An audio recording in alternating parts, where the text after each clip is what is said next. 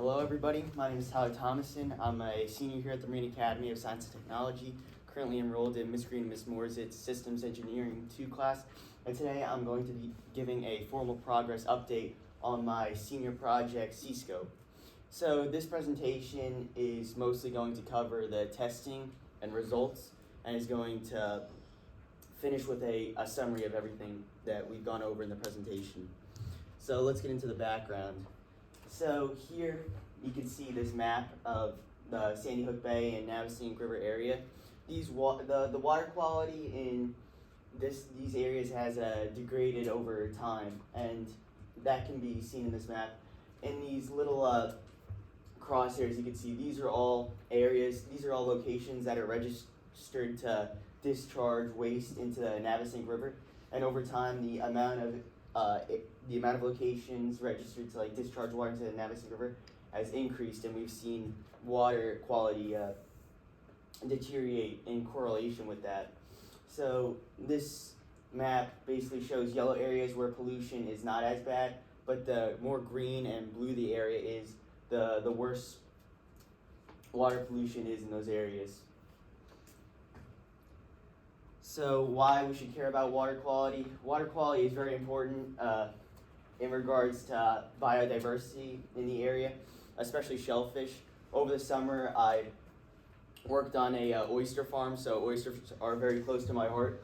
So here you can see the different oyster farming areas, and over time we've seen the New Jersey Department of Environmental Protections take away more land from oyster growers, as they deemed the water too polluted with things like fecal coliform, which is pretty disturbing. You can see all these brown areas are only conditionally approved, so they're very rarely approved, and yellow is conditionally approved in certain months, and red water is totally constricted, while blue areas, like all the way out in the Atlantic, are approved almost always.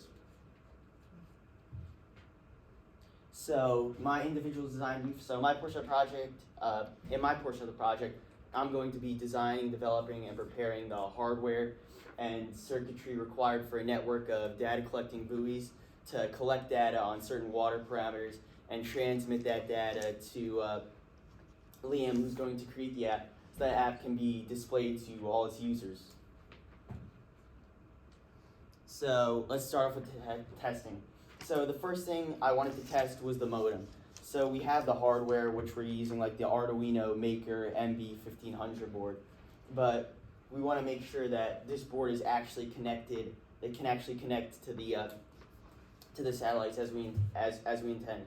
So what is a modem?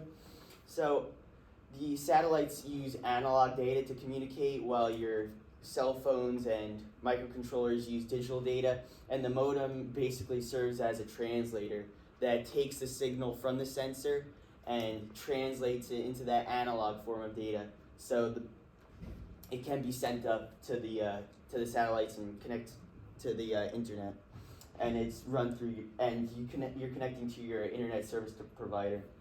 So for C-Scope, we needed a SIM card. We used a Sorcom SIM card, which uses a pay-as-you-go data plan and is able to connect to a lot of wideband forms of. It is connected to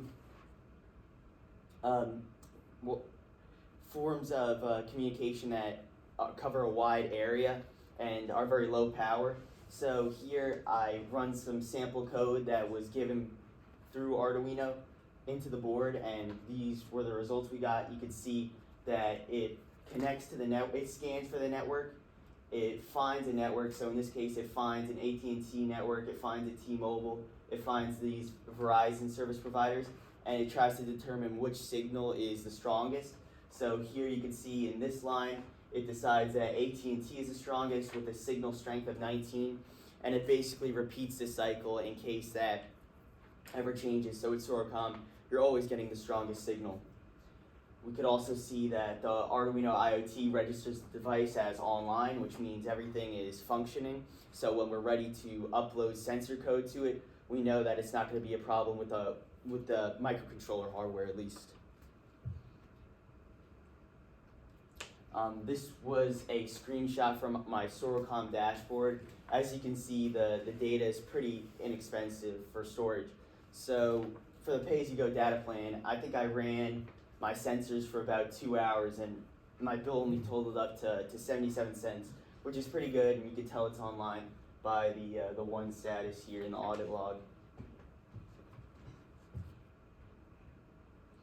Okay, so the IoT and microcontroller integration. So now we're going to test to see if we could successfully get sensor data from the sensors into the Arduino IoT cloud, which was pretty difficult and required a lot of tinkering, but eventually we were able to complete it, and we were able to sync that data to a dashboard so it can be easily displayed, which is similar to what Liam's app plans to do, but this data isn't as digestible as it would be presented in Liam's app. So right now, I should have the system running right now.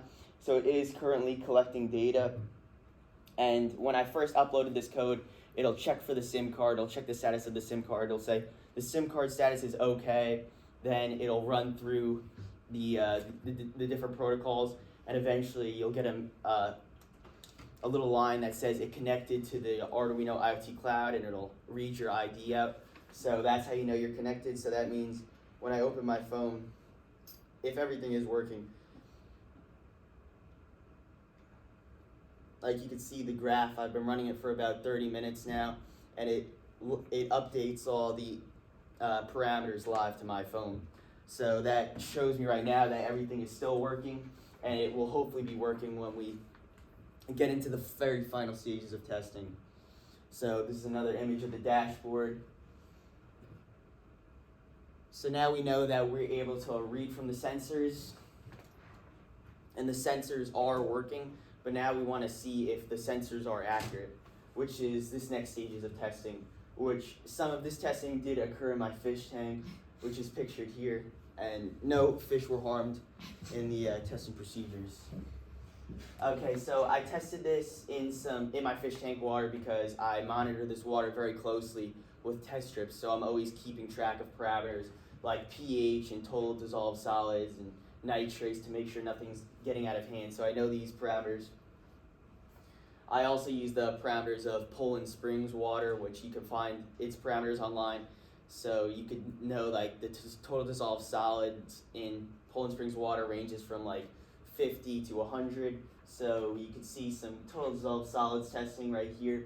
This was with fish tank water because I can see it's reading 267 parts per million, which is way too high for the Poland Springs. And I remember this test, and this was a success because that was what around the test strips were reading. Here's a turbidity sensor being used. It's not using UTD, which is like the standard unit, it's reading in voltage, which is then converted through a complex equation that I haven't uploaded to the system yet, but it's reading very low voltage, which means that the water is relatively clear, which it was. That was like the Poland Springs water. Okay, so here's what the data looks like in the serial monitor, which you're seeing through the output here. You can see the SIM card, it's red, is okay. It connects to the GPRS network, which is basically like a protocol for communication between devices. It connects to the Arduino the IoT, and then you can make sure it connects to your dashboard by looking for the thing ID, which it reads out your specific string, which I saw as a success. This was running some data. I don't know where I got these from, but it was probably in my room because I keep the temperature around 23 degrees Celsius. So this was in the Poland Springs water. It was reading very low total dissolved solids, and it was reading relatively high humidity. Temperature was normal. I think here's another picture. I keep the water temperature in my tank at around 79 degrees Fahrenheit, which when converted to Celsius is around 26 degrees Celsius. So we know the temperature sensor is working, we know the turbidity sensor is working, the total dissolved sensor looks good, so all the sensors seem to be working fine. Power testing. Power is the it is a very important part of the project. We need to be powering all these sensors and the microcontroller. So first we tested the LiPo battery, which is going to be connected directly to the microcontroller to kind of half power the circuit. It's going to be getting most of its power from 9-volt batteries, which we've tested and we've seen success from. Here you can see the LiPo battery being tested with a voltmeter. This is a 3.7 volt LiPo and it's reading 3.85. As Jake said before, there's always going to be a little bit of margin of error, so this is seen as a success. Next, we're looking to see if the solar panel is working in conjunction with the microcontroller and the LiPo battery, and this was a success. We could tell the operation is working because of a red light that turns on the charging circuit board, and the green light will turn on the microcontroller. So here I have like a solar panel connected to the battery, and you can see there's a little red light on in the center of the board. But if I were to like cover this up, the light goes away, then I bring it to the light and it turns back on. So that tells me that each of the solar panels is operational because I ran each solar panel through the same test. Here is just some more testing. So this concludes all the information about like the testing. So now I'm gonna give you a quick summary. So as we all know, we've gone over the modem testing. We've looked at the Arduino IoT. We've seen that the microcontroller can connect to the Arduino IoT, and we've seen that it can read sensor data and display it into the dashboard.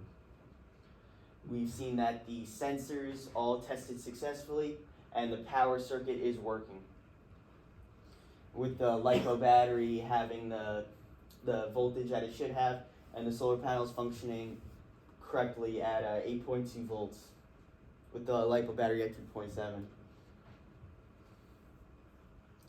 So we plan to test this in the Navesink River, specifically at Connor's house. We hope to improve our hardware a little in the time between final testing. We hope to maybe add a few more sensors like the pH sensor, which we need a potassium solution and to operate it, and we need certain calibrating solutions to make sure we could properly calibrate the pH sensor, which we're working on. But everything seems to be in good operation. Maybe we could get a bigger rechargeable battery, which would be a little more expensive, so we don't have to rely on 9-volt batteries wired in parallel. So wired in series, as Jerry Flynn knows, because we want the same voltage, but we want increased current. Thank you all. You've been a very great audience. This concludes my presentation. I'll now take any questions.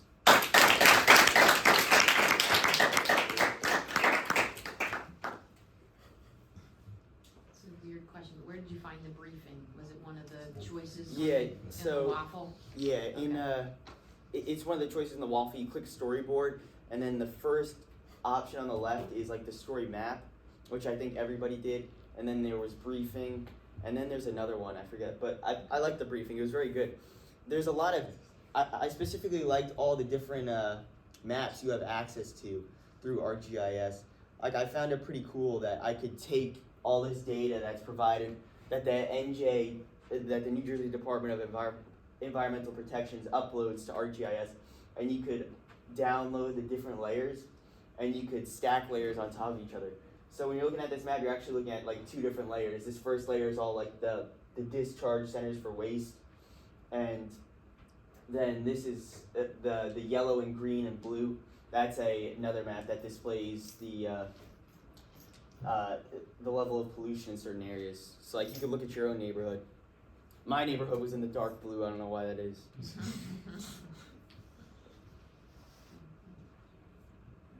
Thanks. Great.